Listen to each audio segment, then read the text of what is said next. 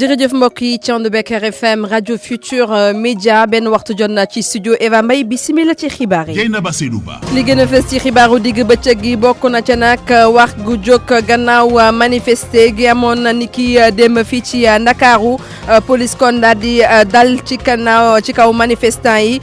ñi nga xamante ñoo bokk ci mouvement ñoo lànk ñoo bañ kon daal di wax nag lu jëm ci loolu ku ci mel ni Seydi Gassama ne nag ña ngay salfañe lu jëm nag ci wàllum liberté fii ci Sénégal moom directeur exécutif bu Amnesty Sénégal di ngeen ko dégg ci biir xibaar yi ndaxte dafay rek daal di yemale Macky Sall ak Abdoulaye Wade ne ñoom ñaar kiif buriko forum civil itamit daal na wax ne dañoo daal di dellu ginnaaw ci wàllum démocratie Thierno Bocoum bu mouvement Agir ne nag ñoo ko tey ñoom policiers yi ba ñu dalee kon ci kaw manifestants yi ndaxte dañ leen a bëggoon a dóor yu métti waaye muy xam leen na xeex bi nag ma ngay rek doog a tàmbali nguur gi nag ci wàllum boppam di woote ngir ñu daal di wàccoo ak li nga xamante ni moom mooy dogalu kilifa yi rawatina nag ñi nekk ci préfecture bu Ndakaaru leneen ci xibaar di Luc Nicolaï mi daal di tàmbali kon grève de la faim bañ lànk ne kon du daal di lekk la daal di tàmbali ca prison bañ ko rek daal di tëj ne dafa bëgg kon ñu yóbbu ko foofee kon ca Mbour musée mémorial Joola laata yàgg kon dana daal di kon am jëm pose première pierre bi amal nañ ko foofee ca Ziguinchor kon lu jëm nag ca musée ba lu toll ci 7 milliards ci francs CFA lañ fa nar dugal lu toll ci fukki weer ak juróom-ñett la liggéey bi kon nara duré tey jii nag ci ñaareelu pàccu xibaar yi dinañu daal di ànd ak Malal Junior Diagne ci xibaaru tàggat yaram yi ne kay xëy tey ñu ànd ci ak Mouhamed Ali Mouba tranche de vie tey jii ñu ñuy xamle ak Mamadou Gueye nekk ancien international sénégalais Abou Thiam mu féete ci machine bi ci micro bi Dieynaba Seydou Ba dalee nag jàmm ci studio Eva Mbaye bu rajo Futur Média xibaar yi ci xibaaru digg bëccëg gi ci kàllamay Kocc ñu doore ko ak la xawoon kon niki démb ak marche bi nga xamante ni collectif ñoo lànk ñoo bañ ñoo ko doon amal kon ñi di takk der yi daal di dal bu baax a baax seen kaw am sax ñenn ñu ca rek daal di teg loxo waaye nag bu ñu sukkandikoo ci Seydi Gassama nekk directeur exécutif bu branche Amnesty fii ci suñu réew Amnesty International ne nag lii dafay rek daal di wane ne kon lii di liberté fii ci Sénégal dañ ko rek daal di foqati ne askan wi kon amatuñ ca rek daal di amatuñ ca droit muy ne Macky Sall nag Abdoulaye Wade soriante wuñu ñoom ñaar nag kiif buriko lañu Seydi Gassama la ñuy déglu ci jokkoom ak Barthélémy Ngom. nguur bi fi nekk li ñu fas yéene def mooy maanaam confisquer liberté xaañ Sénégalais yi seen sañ-sañ yi nga xam ne charte réew mi moo leen ko jox charte yi ñu adopté ci biir àdduna bi yëpp jox leen ko vraiment loolu ñu ngi koy ñaawlu parce que démb ñëpp gis nañu ko ay image ñu def nañu monitoring ñi doon manifester kenn utiliser fa violence kenn yore fa woon xeer kenn saagawul kenn deful dara c'était des manifestants pacifiques donc li ñu doon def yoon moo leen ko may mobiliser nag ay milliers de forces de sécurité ay alkaati pour réprimer leen je crois que loolu lu ñaaw la vraiment day wàññi démocratie Sénégal ndax li ñuy déployé démb ci ay takk der mënoon ñu encadrer ñi doon ñaxtu ñu toog def seen sitting bi dem seen kër su dee réew bi nga xam ne nguur bi nga xam dafa bëgg a sàmm ak yelleef doomu aadama waaye nguur dafa nekk ci logique répressive depuis 2012 Macky bi mu ñëwee ba léegi daanaka Abdoulaye ni mu doon doxalee noonu lay doxalee ba léegi réprimer manifestation yi fexe ba lépp loo xam ne charte réew mi jox na ko askan wi mu nangu ko je crois que loolu du ndam pour démocratie Sénégal te loolu suñuy deful ndànk fitna lay andi parce que tension bi dina continuer di yokk ci biir réew mi te tension boobu du favoriser moom sax li mu bëgg def ci wàllum économie ci wàllu koom-koom réew mi. ba léegi ci wàllu woowu forum civil nag ne dañoo dellu ginnaaw ci wàllum démocratie ñaawlu nag bu baax a baax li nga xamante ni moom moo fi xewoon ni ki démb man ko xam ne ca Mbour moom Birahim Seck ak ñamu àndal ci weneen wàll nag di ñaawlu xaalis bu tegu ci yoon mi nga xamante ni miy dugg fii ci suñum réew moo tax nag ñu daal di bëgg ñu fësal rapport yi nga xamante ni waa DGID ñu koy rek daal di amal Abdourahmane Diallo. ginnaaw bi ñu tegee loxo ak fitnaal ñi nga xam ni ñoo doon manifester ngir ñaawlu yokkuteefu courant bi forum civil daal na yëkkati ay kàddoom Birahim Seck mooy coordonnateur général bi. quoi qu'on puisse dire c'est la constitution moo ëpp doole bépp loi ci ab réew te constitution bi moo maye nit ñi war a mën a dox ñaxtu ci jàmm waaye li ni mel nag bu amul day wone rek ni fi mu ne nii démocratie bi dafa gasax te li xew démb benn la ci ay mbir ndax nag waruloon demee noonu. démocratique un repli de la démocratie au niveau du Sénégal. ngir wax ci xaalis bi nga xam ni lewul wala bokk koppar gi nga xam ni nu ne la fiy duggee Birahim Seck ak ay ñoñom di ñaax ngir ñu fësal rapport corps de contrôle yi waaye tamit bu direction générale des impôts et domaines. yow bi nga ne également da nga ne da ngay xeex wàllu exonération yi waa DGID seen bopp ñu ngi yoroon askan wi un rapport sur les dépenses fiscales publié wuñu ko neel waa DGID également ñu publier le rapport sur les dépenses fiscales defuñu ko Cour des comptes yore nañu rapport neel waa Cour des comptes ñu publier suñu rapport defuñu ko IGE yore nañu rapport neel waa IGE ñu publier suñu rapport defuñu ko donc booy fekkee da nga jël ay mesures de transparence dafay mat. ñu ngi yokk tamit di ñaawlu convention fiscale bi nga xam ni am na diggante Sénégal ak Turquie. président de la République nee na kat il faut que ñu recadrer exonération fiscale yi mais yow bi nga naan yaa ngi recadrer exonération fiscale yi yaa ngi bëgg a signer benn convention de non double imposition ak waa Turquie comme également ni nga ko bañ a woon ci wàllu Maurice yaa ngi koy def également ak waa Turquie ñun loolu nag nekkul politique boo xam ne politique bu cohérente la. Forum civil nekk ci Mbour ak ay représentants am yi nekk fépp ci département Sénégal yi ngir mën a waxtaan. RFM Mbour. Abdourahmane Diallo. jaajëf Abdourahmane Diallo Thierno Bocoum moom ci wàllu boppam ñaawlu bu baax a baax démb la ñu dalee kon ci kaw manifestant yi moom nag mu jàpp ne policiers yi nag dañoo jógoon ngir rek daal di dóor bu baax a baax organisateurs yi waaye nag nee na loolee du leen rek découragé ñoom ñi nga xamante ni ñoom ñooy xeexal askan wi danañoo fas yéene kon daal di xeex pour li nga xamante ni mooy njëgu courant bi ñu mën ko rek daal di wàññi Thierno Bocoum ci téléphone Barthélémy Ngoma. su dee dañu féliciter agent de police yu ñu fekk ci commissariat yi ci seen professionnalisme ñu ngi condamner fermement et fortement arrestation yi ni ñu ko defee yoo xam ne respecté wuñu benn procédure ay nit torturé nañ leen ay nit dóor nañu leen ay nit sonal nañu leen te nekkuñu ñoo xam ne dañoo résister nekkuñu ñoo xam dañoo yor dara ci seeni loxo wala quoi que ce soit am na ñoo xam ne sax seen yoon nekku ci dañuy ñëw rek dal seen kaw duñu sax présenté wu waxantumaak di def sommation te loi bi am na lu mu wax ñëw rek gërëm nit ñi yóbbu tabassé extra loolu nag dafa ñaaw ci réew mu mel ni Sénégal dañu jàppoon ne loolu dictature yi ñoo ko moom Sénégal dépassé na loolu parce que ñi taxaw pour xeexuñu lu dul njëriñu askan bi parce que lu ñu teg askan bi dafa metti dama ne nag loolu du lu ñu mën a intimider du lu ñuy dellu ginnaaw parce que dañ jàpp na ne ni li ñu teg askan bi metti na jafe-jafe yi ñu nekk tar na trop ñu bëgg leen fi yokkal yaa ngi jël koppar di pasare yaa ngi bàyyi ñoo xam ne luubal nañu fexe woo ba xaalis boobu ñu delloo ko ci gafaga réew mi yaa ngi bàyyi loolu yëpp jublu ci population yi di leen noot loolu lañu ne d'accorduñu ci xeex bu ñuy xeex dañ koy xeex pour sénégalais yëpp dinañ continuer di ko xeex pour sénégalais yëpp. kenn ci conseil politique gu njiitu réew mi moom nag di ñaawlu bu baax a baax li xew ni ki démb mi ngi woo tamit collectif ñoo lànk ñoo bañ ñu daal di wàccoo ak kon dogal yi nga xamante ni autorité bi kon fësal na ko rawatina nag ñi nga xamante ñoom ñoo nekk ci wàllum préfecture bu Ndakaaru Luc Malick Sarr ne nag bu doonte sax am nañu droit manifester comme ni ko constitution bi waxee waaye nag wax moobu mujj bi ci kilifa préfecture bi la daal di rek nekk ñu déglu ko moom Luc Malick Sarr nekk conseil politique bu président Macky Sall.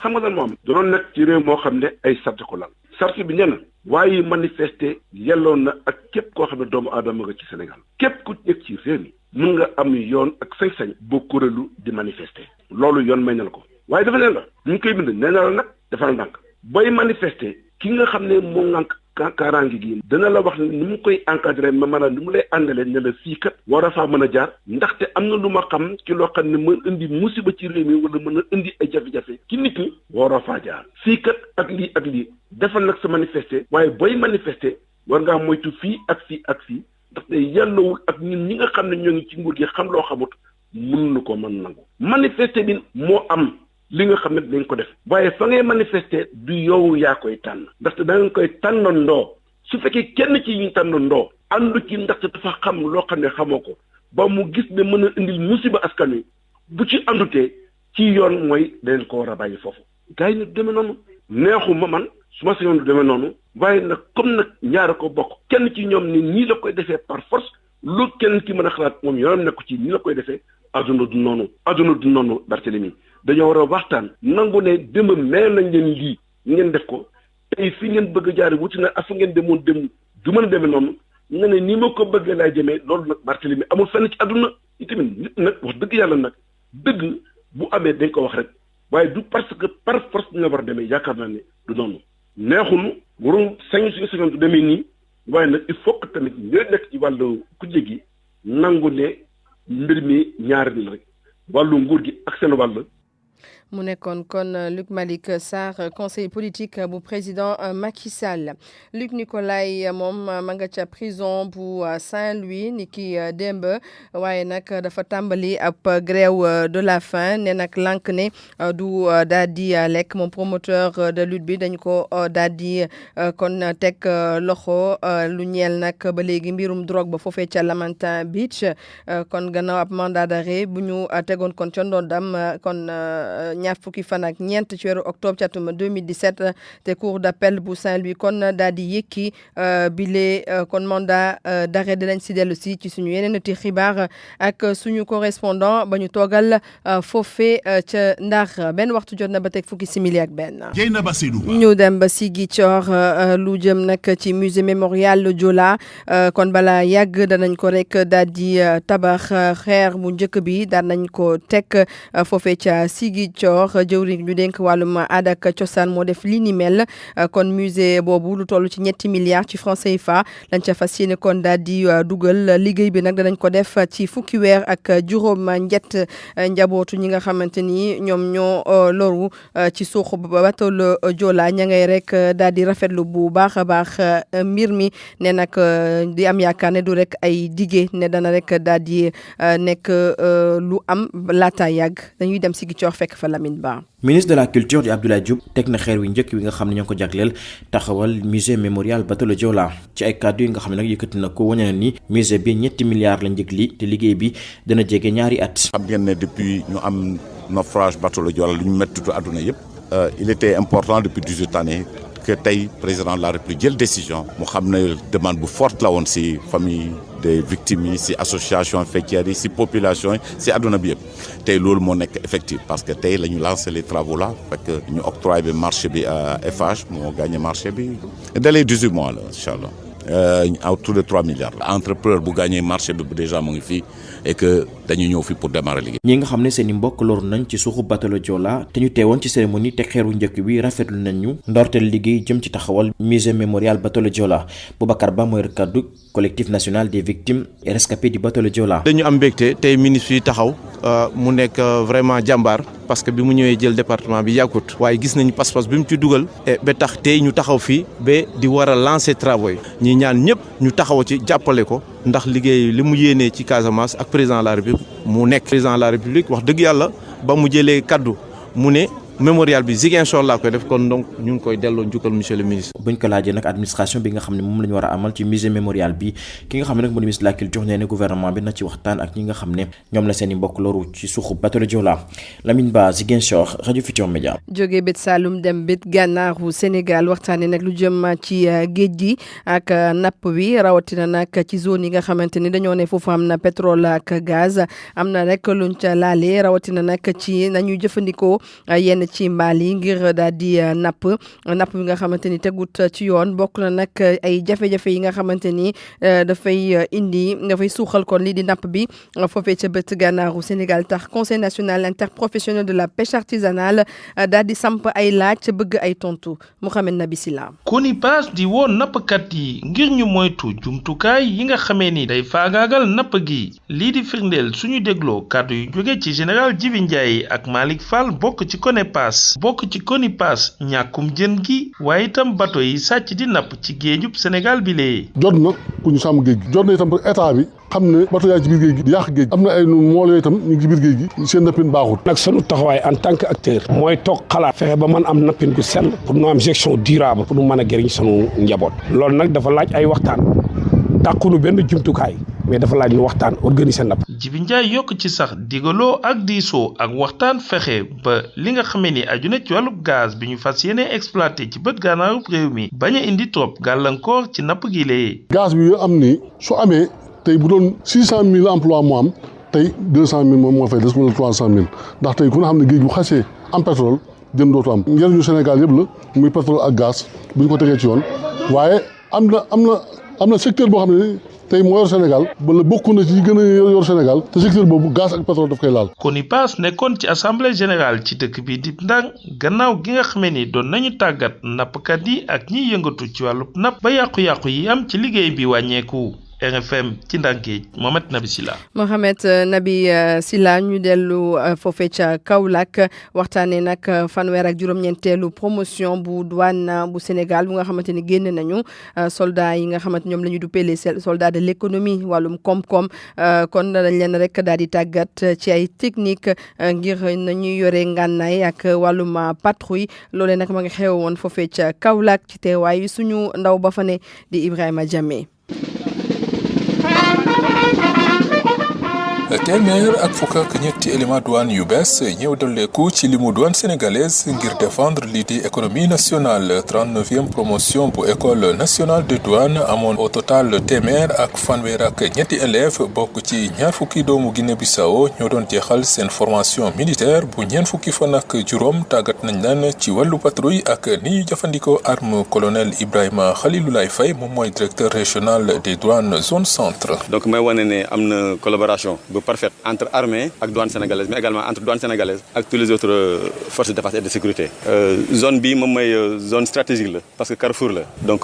zone centre douanière moom mooy regroupé région Kaffrine Fatick Diourbel et Kaolack donc avec benn frontière ak waa Gambie donc bu ñu amee ñu def formation bi suñu dëkk loolu dañ ciy kontaan di remercier armée de remercier autorités douanières yi. camp militaire Sémou Djimit Diouf bu zone militaire numéro 3 fa lañ doon defee formation militaire bi ñu jagleel douanier yi coordonnateur bu direction régionale des douanes nag di Mokhtar Doucouré doon rafetlu qualité formation bi daal di ñaax ñu daal di appliquer bu baax a baax li ñu leen fi jàngal rawatina ponctualité ak civisme. La discipline se traduit d'abord par le respect des lois et règlements de la hiérarchie et de soi-même. Elle se manifeste aussi par la ponctualité, l'assiduité, l'efficacité dans vos différentes missions. ginnaaw nag défilé bi douanier yi lay jeexal seen formation daal dinañ leen yóbbu ci fu ñuy duppee champ de tir ñu doon def ay exercice de tir cadré bu ñu fa jógee la ñu dem défi simulation lii di patrouille ci biir àll bi laata ñuy jot seen i diplôme Ibrahima Diamé Kaolack rajo Futur Media. Ibrahima Diamé fu soriwul dara kon Kaolack ca Gambie jeexal nañu nag fukk ak benneelu session bu commission bu ñu fi rek daal di tëral ngir daal di jibal foofu ay dëgg waaye tamit daal di jubóole ñi nga xamante ñoom ñoo nekk foofee kon ca Gambie wañ ca noppee nag janoon nañ ak taskatu xibaar yi ngir daal di xayma seen liggéey ca Banjul dañuy dem fekk fa Wuri Diallo. bu kenn tuumal ñii di waa TRRC ci bàyyi bu ñu bàyyi ñetti soldat jungleur si weeru août bi ñu génn ki ko wax mooy secrétaire exécutif TRRC bi Baba Galle Diallo. bàyyi jungleur si commission bi amuñ si benn jëf-jëf ministre of justice tàggu ñu. bokk na ci ñetti soldat jungleur si yooyu ñu jot a bàyyi kenn ki nga xam ne moom daal nangu na rek ni bokk na ci ñi nga xamante ni ñoo faat bakkan ndem si yàlla ab taskat xibaar bu si woon fii ci Gambie di Dayda Aidara atum 2004 waaye bàyyi yooyu yëpp lu ko waral mooy ko ni décision bi ci kaw la jógee maanaam ci nguur gi kenn waxu leen kenn consulté wu leen ñoom waa TRRC. nguur gi jàpp nañ jongle si ñaari at balaa ñu defal commission bi. kon mën nañ leen toppaat ba léegi. waaw fekkee ne gis nañ ne mun nañ leen recommander ñi war nañ leen war a yóbbu si yoon dinañ ko bind. wéy government bi def nañ ko not loolu seen affaire la. secrétaire exécutif TRRC bi di rafetlu itam liggéey bi ñu jot a def ci atum 2019 bii la Baba Galle Diallo. at bi yëpp téeméer ak juróom-ñett fukk ak juróom-ñett lañ déglu juróom fukk yi ak benn yëpp jigéen lañ fanweer yi ak juróom ay perpétrateur lañ maanaam ñi nga xam ne tuumaal nañ leen ñoo def yu garaaw daal. comme jongleur si comme jongleur si bokk nañ si yooyu. am na tam 23 Gambien yoo xam ne si diaspora bi lañ dëkk ñoom tam testify nañ via video link. li gën a siiw mooy hearing si rek déglu jongleur si siiwoon na trop déglu Sana Sabally bi Edward Singate affaire dëmm yi mu doon rëbb affaire jigéen yi doon daanu seen kawtam liggéey bi daal amoon nañ attention bu bëri. ci atum 2020 bi moom TRRC bi dana rek continuer di déglu victime yi fas yéene nag jox kàddu gi ñi nga xamante ni sida moo leen daloon te ñu wóolu woon ki nga xamante ni moo jiite woon réewum Gambie di Yaya Jammeh moomu nga xam ne moo ne woon mën na leen faj RFM fii ci Banjul Wuri Diallo. Wuri Diallo di ko gërëm bu baax a baax. Diallo Jéeri comme on dit. bu leen neexee. Malal Junior maa ngi lay nuyu bu baax gannaaw ba benn waxtu jotee ba teg ñaar fukki simili ñu tàggatu tuuti doore ko ak Ligue 1 ñu ngi kon daal di door 3e journée bi cet après-midi. ça veut dire tey ci ngoon. tey ci ngoon waaw tubarkalla fële leen koy dooree ca yàlla suñu borom bii bu la fekkoon ngay sàmmi nag yi ca àll ba tubarkalla déeni biram doo leen koy daal di dooree foofa. champion bi yore lenge yi di Génération Foot moo faa daje ak waa ñaari tali bu nu noppee ca Thiès SNEPS Excellence moo faa dalal Jaraaf bu Ndakaaru ñaari équipe bi ne war a football ca Thiès dañuy wër seen poñ bu njëkk ci championnat bi ndax dañoo def ñaari jongante ñaari jël war a wut kon fu nu sukkandiku ci Mbour comité supporter jot nañu ati sut xabaar yi tey ji ci suba la sababu ndaje ba mooy sàkku ca seen njiit la tekki ndomba tànkam di Saliou Samb mu dellu siwaat ndax gis nañu ni moom la mu liggéey daal dal na seen xel Alassane Ndiaye di kenn ca supporter stade de Mbour yi dénk baat yi Abdourahmane Diallo. dañ fi amoon benn réunion fii ci mairie bi suñu président woo ñu à notre grande surprise mu toog nañu day bàyyi ñun nag affaire bi bettuñu ñu jóg fii waxtaan ñaan moom daal mu ne day bàyyi léegi nag ñun amuñu lu dul suñu président dañ fay ñëw tey pour waxtaan pour xamal waa àdduna ne ñun suñu président bu demee ba bàyyi certes am na lu ko naqaree Stade Mbour waaye ñun xam nañ ne jógewul ci ñun te dañ koy ñaan di ko ñaanaat ba muy ñetti yoon di ko xamal ko ne ñun ba muy metti ñun ak moom la woon démb ñun ak moom la woon lu ne ak xew na fi ñu ànd ko ak moom muñ kon waruñoo toog ba tey rek mu bëgg a dem di ñu bàyyi ñun bu ñu bàyyee ñun ay xale lañ te xale xamul koy jox weenam muy nàmp ñun président lañ am amuñu lu dul moom mooy suñu kilifa di suñu njiit te tey bu ñu demee ba Sénégal ñëpp respecté ñu moom moo tax tey suñu équipe ku tudd équipe yi nga xamante ne am nañ lu ne championnat Sénégal bi di nga ñu tudd lépp c'est grâce à lui kon bu ñu xëyee rek mu ne day bàyyi ñun affaire dinañ jaaxal dinañu naqari di ko waxaat une fois ne ko ñun ñu ngi ci ginnaawam tey ñu ngi ci ginnaawam suba te ànduñu ci bàyyi bi di ko ñaan mu ñëwaat jël poste bi ñu ànd ak moom liggéey bu fekkee ne mënta ñàkk mu gunge ñu sax ba saison bi jeex di woo bépp waa Mbour nga xam ne doo Mbour nga te équipe bi ñor la nga ñëw suñu ginnaaw ñu ànd dem xool nu ñu indiwaatee suñu président moom nag laata muy dikkaat équipe ba dina football suba Teungueth FC day dalal ca Caroline Faye équipe Mbour beneen ba di Mbour Petite Côte ma nga jëm ca Pikine nga xam ne ñaari match ñaari ndam la am Casa Sport itam laqarti dajante ak waa Njàmbur ca Ziguinchor lay nekk Gorée dajeek waa Jambar Dakar Sacré-Cœur mi jiitu itam gannaaw ba mu amee ñaari jongante ak ay but yu bëri daana daje ak waa AS Douane ci football bi ñaareel bi Ligue Kër Madior tey mooy laaleeg waa Jamono Fatick Demba Diop FC ci Fatick la jëm laaleeg waa EJ Fatick Sonacos daje ca Kaolack ak waa équipe bu Linguère bu Ndar ñu léegi ci football ci wàllum jigéen Sénégal nag dafa nar a jongante ak Gambie tey jii lay doon ca Thiès. ca Thiès jongante xaritoo la ngir waajal éliminatoire Coupe d'Afrique bi ñu dëgmal Sénégal war ca laaleeg Libéria Seyni Ndir Seck mooy jigéen bi ñu dénk wàllu football bi ca fédération ba nee na lii moo tax ñu sàkku football ak waa Gambie. waaw ñu ngi waajal football match amical ak Gambie ndaxte waa CAF dafa def tirage bi te ñun ñu ngi war a rencontrer Libéria. te Libéria ak waa Gambie mën nañu wax ne xal nañ niroo football donc moo tax ñu programme def ay match amicaux ak ñoom parce que dina tax ñun ñu xam fan lañ toll ba pare dinañu permettre aussi ñu mën a rectifier au maximum possible pour que ma gën a mën a préparer équipe bi ci échéance yi nga xam ne moo ngi ñëw. déedéet mën naa wax ne loolu mënul poser problème ndaxte c'est vrai que championnat bi commencé wul mais équipe yëpp commencé nañ di entraîner pour préparer championnat bi. donc aujourd'hui si jigéen ñi bu ñu nekkee en regroupement da leen di permettre rek bu gën a préparer wu gën a mën a préparer wu bu gën a mën a entamer saison bi avec une grande forme. nu daal di waxtaanee coupe du monde des clubs bi génn ba waaw te Liverpool bu Sadio Mané moo ca final ak waa Flamingo bitim réew itam dinañu des foofa tey ji dinañu jeexal championnat pàcc bu njëkk bi ca France ñeneen Paris mooy joué ji ak Amiens ca Paris lay nekk Dijon ak Metz bu ñoom Habib Diallo dinañu laale Rennes bu Mbaye Niang joué ak waa Bordeaux Monaco bu Diao Baldé ak waa Lille dana amul jongante Lyon ñu nga jëm ca Reims Lyon ak xale bi di Bertrand Traoré gannaaw ba nga xamee ni Memphis dafa gaañu toog juróom-benn weer war a football moom la ñu dénk ko léegi ngir muy doxal doomu Burkina Faso booba Angers itam dina daale ak waa Nantes ci Angleterre tey ji ci takkusaan City mooy daje ak waa Leicester jongante au sommet la Arsenal moom itam dina daale ak waa Everton ñaari équipe yëpp ku ci nekk da nga am entraîneur bu bees ci weneen boo xam ni dimanche moom nee nañu Tottenham ak Chelsea mooy chocu bés bi Espagne Barça dina laaleeg waa Alaves tey ci kanam tak 15h lay nekk Mallorca laaleeg waa FC Séville suba la Real di football moom Real diggante mag Bilbao lay nekk jeexaleeg wàllu Italie Genoa moom ma nga ca international ngir laaleeg waa Inter ya ca Milan lay nekk. Cagliari ak waa Udinese daanu amal itam jongonte dimanche nag ne Atalanta Bergame moo dee dalal équipe bu AC Milan. Naples bu Kalidou Koulibaly moom Sassuolo lay dee dajanteel waaye Kalidou Koulibaly du ko fekkee ndax moom dëwoon lay fubalaat dafa am gaañu bu tax ñu war ko noppal daanaka fukki fan ak juróom yoo xam ne da ko war a toog di dallu loolu nag baax na ci moom ndax daanaka xale bi ñeenti at a ngi nii mooy fubal te amul noppalu ndax coupe du monde yi championnat coupe d'Afrique championnat ak ligue des champions yi kon gaañu bi dañu gis ni lu baax la ci moom waaw waaye dafa baax ci moom ndax mun a noppal yaxam tuuti ndax itam njëriñ loo fekkee waaw ma nga noonu tubarkalla ñu jeexal ak wàllu Allemagne mu xam nga ko bu baax foofa Dortmund moo dee dem fekki waa seen Bundesliga ja foofa Schalke nun fiir moo dee dajanteeg waa Fribourg Augsburg moo dee dajanteeg kii jiitu di Leipzig Cologne joué ak waa Werder de Brême Mayence ak waa Leverkusen Bayern Munich moom Wolfsburg la jee dajanteel ci waxtu boo xam ne ka jiitu di Borussia Mönchengladbach moo war a fekki équipe bu Hertha Berlin boori takkusaan bu tegalee tuuti. En tout cas merci beaucoup Malal Junior Diagne benn waxtu jot na ba teg ñaar fukki simili ak juróom-benn laata ñuy ñëw ci tranche de vie ñaari kon xibaar yu ñuy brève muy benn ku góor nga xamante ni ci jamono ji mi ngi ci commissariat spécial Touba dañu koy toppee wàllum homicide involontaire maanaam rey nit ci lu mu rek daal di tayul ndaxte doon jaay kon ay ngànnaay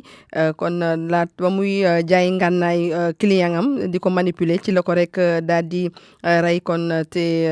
tayu ko client bi nee nañu dafa faatu bañ koy évacuer ci hôpital Matlaboul Fawzeyni bu Touba police mi ngi ubbi ab enquête dinañ ko topp ak suñu ndaw ba ñu toogal foofee ca Mbacké Touba di Marema Diop. Leneen mooy ab accident bu am ci axe Nganda Kaffrine kon benn auto gendarmerie bu Kaffrine moo daal di kon këppu def ay tonneau yu métti benn gendarme nag moo ci am ay gaañu yóbbu nañ ko ci hôpital bu Kaffrine dinañ ci ñëw itamit ak suñu ndaw bi ñu toogal foofee ca Kaffrine di Omar Ndiaye. ñu daal di nag yegsi ci tranche de vie ñu jagleel ko kenn ku nga xamante ni ancien international sénégalais la Mamadou Gueye lay wuyoo moom nag da doon gént def carrière am football nekk carrière bu mag waaye nag benn blessure moo ñëw kon daal di réeral lépp li nga xamante ni moom la amoon ci ay rêve waaye nag jot na daal di liggéey diggante Jaraaf ak Etix ñu ànd ci nataal bi ak Abdou Diouf Diagne. Sylvestre Gaucher ak Madické ak Mama Sow ñoo tax wax Abdou Diouf président bi si biir palais bi la woon quoi 90. tur yi nga xam ne moom lay liim ñoom ñëpp ñu ngi si nataal bii mu yor ci ay loxoom Mamadou Gueye ñu gën koo xam ci turu Kula bokkoon na ci footballkat yi gënoon a ràññeeku ci Tëngéej ci atu 1980 jàpp 1990 supporters yu ASC Saltigué yi duñu ko weddi mu ñuy xamal jaar-jaaram boobelee. commencé football ci équipe bu nawetaan bu Ndiaye ma nekkee Saltigué toog naa fa lu yàgg pour ma dugg nii sax problème ma ne football daal boo bëggee football te mën football il faut nga patienter ci la patienter nag benn match bu ñu doon dem kaas ci la nekk titulaire waaye nekk Saltigué. latéral droit bi jaar na ci équipe bu mel ne Jaraaf bu Dakar équipe boobu sax ubbil ko bunti équipe nationale bu Sénégal mu bokkoon te ña ko teewaloon ca coupe d'Afrique bi doon am ci atum 1990. 88 bi si laa demee Jaraaf football parlement bi jël ko dem Jaraaf jël fa coupe du Sénégal ak championnat ay ñoom Moussa Badiane ñoom Adama Cissé ñoom Cheikh Seck 88 laa nekk équipe nationale présélection ay fa laa nekk ba 90. wante ab gaañu bu mitti moo mujj dakkal carrière am daal di koy sori lool terrain football yi. Jaraaf laa gaañoo parce que dañu football nekk équipe nationale léegi nag ñu ne ma il faut ngeen dem football yi seen club soo ko dellu si waat regroupement bi ma demee nag Jaraaf Etix après bi Moussa Badiane lancé benn bal may daw di génn ci flanc bi si la Tavares jegsee ko à 2 pieds dóor ma si tànk ci genou. musiba boobu nag tax ba Kula daal di wëlbatiku soppali ku doon ab photographe métier moomu muy amal tey ji mu ngi koy dimbale bu baax a baax. bi ma ñëwee ñibbise laa ne comme métier bi ma yoree moom maa ngi ciy liggéey di dem te nit ñi xam nañ ma naa continuer ma gérer photo yi continuer di photo bëri si laa ko am si photo si laa demee maak am si make si laa yor sama njaboot. ndaw ñi nga xam ne dañoo dugg ci wàllu football kii nga xam ne benn soxna la am ak ñeenti bant di sàkku ci ñoom ñu wutu métier ndax football kat carrière bi mën na dakk saa su nekk. moo tax football bi dañ ko war a encadrer état bi dugal ci loxoom pour football bi mën a am loo xam ne au moins dina mën a jëriñ xale yi ndaw yi daal man li ma leen di ñaan ñu boole football bi ak jàng surtout loolu ñi si mën jàng ñi si mën a am métier pour mën a am carrière football bu baax daal. moo xam ci football bi mbaa ci photographie bi nga xam ne moom lay def Mamadou Gueye Kula bokk na si ñi ñu gën a nawloo fii ci Tëngéej. li yéen kay xëy tey ñoonu ceek Mouhamed Alimou Ba. manifestant yi wàccoon ci mbedd mi ngir wone ni d'accord ñu ak nu ñu yokkee prix électricité bi prix courant bi daanaka démbu police def leen maté dóor leen ba ñu bëgg dee sama naataango ne lii de métti na ndaxte boo demoon démbu ci place de l'indépendance force de police yu bëri ñoo fa nekkoon daanaka mooy ñu sa manifestant yooyu ñu nekk foofu bëri woon na lool dañ doon gazé manifestant yi jàpp leen dugal ci panier à salade bi yóbbu ci commissariat sama naataango ne lii de doy na war ñu laaj ko lan moo tax mu ne lii dafa doy waar mu ne ñu yow gisoo recul démocratique yi nekk Sénégal daanaka démocratie Sénégal ñu ngi koy salfaañi force de police yi wàcc ci mbedd mi di dóor ay nit gauche droite di jël ay lacrymogène di tëmbal dem sa ba réprimer la presse ñoo xamante ni dañ doon def seen liggéey lii nii bu la doyul ci wàllu recul démocratique lan moo lay doy ci wàllu recul démocratique sama naataango ne lii de man musuma ko xalaat Sud Quotidien jël xalipam ne police daanaka joué na au gros bras daanaka kon ni ko yenn gros bras yi di ko defee ci yenn scènes yi daanaka police la def di sànni gauche droite xooluñu lu ñuy def ceex na bokk ñu jàpp ko caat ñu jàpp ko ak ñeneen jàpp leen dugal ci oto bi yóbbu ci police sama naataango bii di Walfadjri ne lii de wane na ni daanaka président Macky Sall jàng na ci Souleymane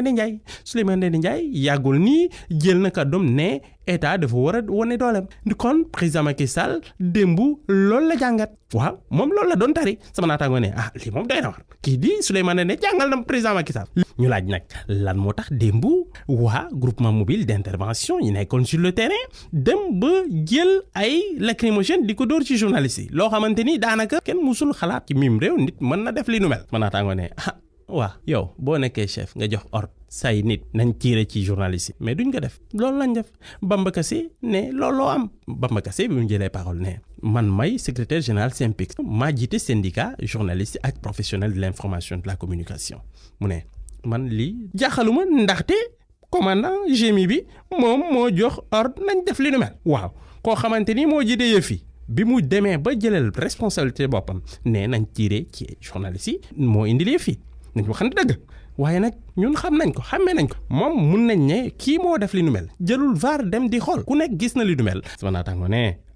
lii wane ni daanaka ñun Sénégal xamatuñu fu ñu jëm kii di Babacar Diop docteur Babacar Diop ak yeneen naataangoom étudiant jot nañ leen libéré waaw Guy Marius Sagna moom nag mi ngi desandi ci kaso bi ñu laaj sama naataango la tribune lan moo xew mu ne dañoo bénéficier liberté provisoire journal L'As bi mu jëlee parole ne lii de wane ni SAES daanaka moo def pression gars yi bàyyi waaw syndicat jàngalekat yi nekk ci supérieur que ñoom ñoo poussé nguur gi mu cédé looloo payé looloo tax kon nguur gi séddee bàyyi kon docteur Babacar Diop ñu wax ci Luc Nicolaï moom nag xam ngeen temps yi dañ ko jàpp moom ñu jàpp ko yóbbu ko ci prison Saint-Louis waaye nag depuis démb commencé na lu ñuy woowee grève de la faim waaw bañ a lekk bañ a naan ngir wane ni d'accordul nuñ ko transféré ci prison Saint-Louis ñu laaj sama naataango lan moo tax moom mu ne buggul loolu mu entamé grève sur la ne waaw moom Luc Nicolaï promoteur bi dafa jàpp ni amu fa mbokk waaw buñ ko yóbbee ci prison Saint-Louis daanaka fa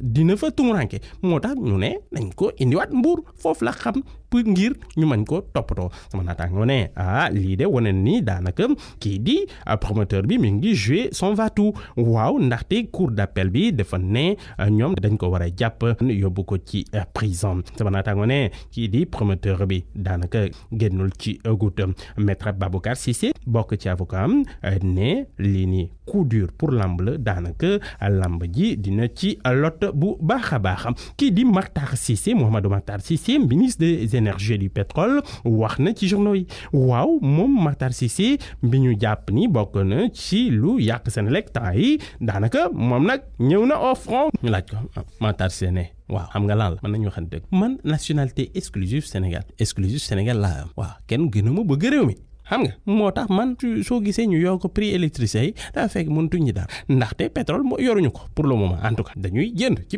bitim réew boobu bu fa yokk dañ ko yokk naka noonu itam boo xoolee dollar bi day fluctuer des fois mu yéeg des fois mu wàcc waaye nag loolu tamit day jouer ci prix moo tax ñun ñu yokk ko ndaxte mënuñu ko supporter ñu jeexale sport ak sunu lamb mi xëy titré ci sunu lamb d'or 2019 daanaka tey la ñuy joxe trophée bi ci samedi bi daanaka ci Yoff journal bi ne soirée de fête à Yoff Reug-Reug Bombardier Tapha Tine Baboy Forza ñoom ñëpp ñu ngi leen di xaar Abou Thioubalo Aïda Samb ak Fallou Dieng ñoom ñooy assurer spectacle bi ci Stade Quotidien mondial des clubs final Flamengo Liverpool à 17h30 kii di Sadio Mané ñu ngi koy xaarandi bu baax a baax foofule ngi mu prier journal Record moom itam wax li nu mel ndaxte sama naataango ne ñu ngi xaarandi kii di Sadio Mané bu baax a baax